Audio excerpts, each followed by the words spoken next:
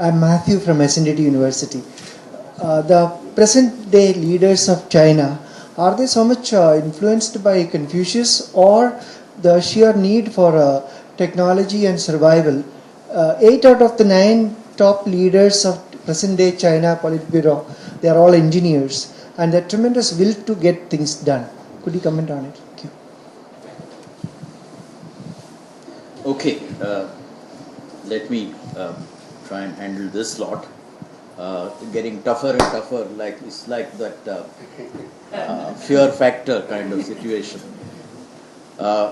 Tibet and Xinjiang are, yes, are difficult issues. You see, I think what we have to realize is that large and complicated countries like China, India, Russia, which are multi-ethnic and are continental sized, all will have these issues. I think we have our issues, Russia has its issues, China has its issues. And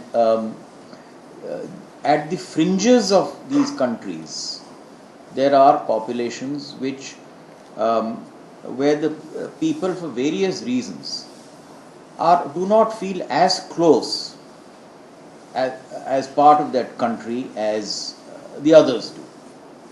Now the question is that how do you deal with this? And here I feel that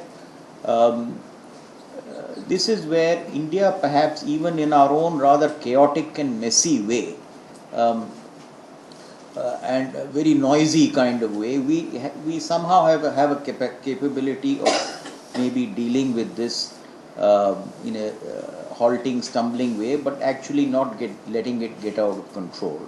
And in the many areas where India and China can learn from each other, and we have a lot of things to learn from China, this may be one of the ways where if we exchange views frankly as we do in many cases with the Chinese, that the Chinese can also try and see how there can be a combination of Tibet and Xinjiang developing, remaining of course within the Chinese state, but having a feeling of slightly greater self-autonomy and self-organization.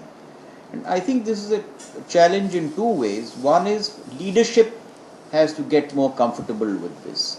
And leadership which is now changing in the ways I described, by experimenting with inner party democracy, doing all of these things, I think they are slowly gaining that confidence. But they will need to gain probably a little more confidence before trying these experiments in these outlying areas where the risks are greater. If things go wrong, the risks are much greater. Risks are small if you try it near home.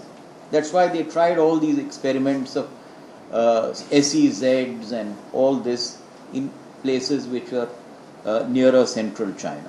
So I think it's a matter of time before these things are resolved. But there will, I'm sure, be some discomfort before it is resolved. The question on democracy, I think it's a question of defining what is democracy and what is legitimacy. As I said, is a man having a vote democracy? What does he do with that vote? And what does he deliver with that vote? So that's also equally important. So, and what do you vote for? Is it a local area? Is it a bigger area? Is it a huger area? So I think the whole definition of democracy really needs to be examined to see what it is all about and how many layers it can have. On Dr. Wadia's question is a very fascinating one, both on science and two questions, one science and religion. Now India had and has still largely oral culture. All our traditions are oral. Our epics are oral, they were recited, everything was recited. Very little was written down. They were all memorized. And so a lot of our records exist as oral history and oral records.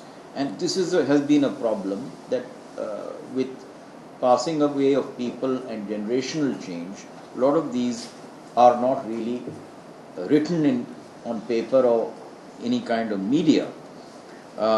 The Chinese tradition has been the very opposite in terms of written records, right from something like 500 BC they've been writing. There's an official history of every dynasty and so on. And they're meticulous in keeping records. And that is why Needham was able to go into the whole thing and document all that.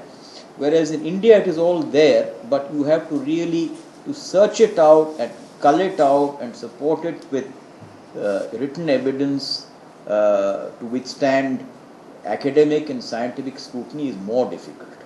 But interestingly, Needham himself in his book says quite a lot about the Indian contribution to sciences, and the Chinese themselves have recorded that the contribution of geometry, astronomy, mathematics from India was very strong, and the bureau in the Tang Empire, the Bureau of Astronomy was headed by an Indian, and they had a board of astronomy. It is very important because all predictions were made on the basis of astronomy, and they were all from India. Geographers were from India, and so on. Religion is very interesting. The Chinese state religions, as it were, or officially recognized religions, they are not religions really, philosophies, Confucianism and Buddhism. Buddhism, more a religion in terms of actual ritualistic practice, particularly Tibetan Buddhism is fairly ritualistic in that sense, but certainly not Confucianism or even less Taoism. It is like what you might call Vedantic Hinduism in that it's more a way of life. It's more a practice, a philosophy and a way of life. You can go to a temple, you don't need to go to a temple. You don't need to actually practice some rituals. Interestingly, Confucius was asked this question about the afterlife, and one of his students asked him, "Master, what happens after death?" Confucius gave a very short answer, like he always does. He speaks in 4 characters. This time he extended himself to 8 characters. He said, "How can we know about death when we don't even understand life?" That was the end of it.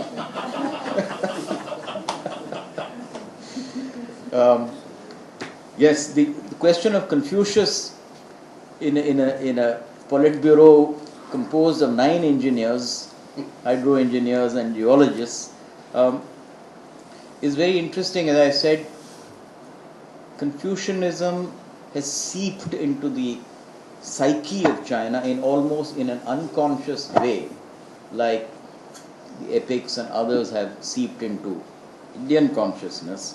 And so even whilst talking Marxian language, they are actually speaking Confucian language. I gave the example of the Mandarinate and so many other things.